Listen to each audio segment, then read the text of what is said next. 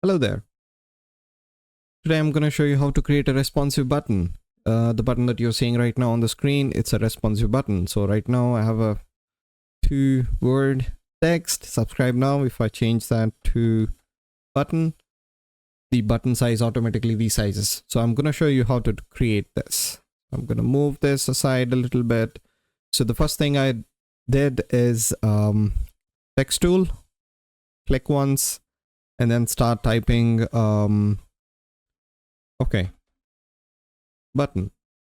Right, after creating the text, right click on the text layer and then choose frame selection, and then after selecting the frame, and then apply auto layout.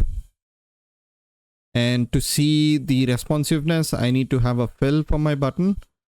Select fill, choose orange or any your favorite color, and then click outside once, select the button, frame again, and keep all the options inside the auto layout default. You don't have to do anything for this one. This is a basic responsive button. Just apply padding, 12 or 16 for left and right, and top and bottom always 8 pixels.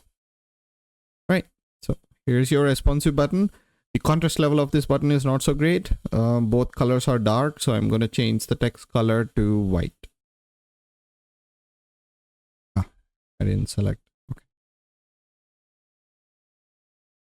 Cool.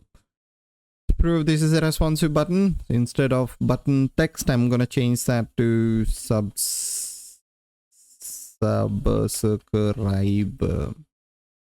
now or now.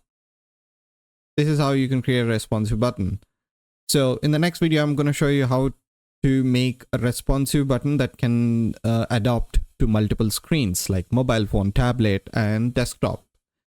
Thank you so much for watching this video. Please do follow and subscribe to my channel for more Figma responsive tips.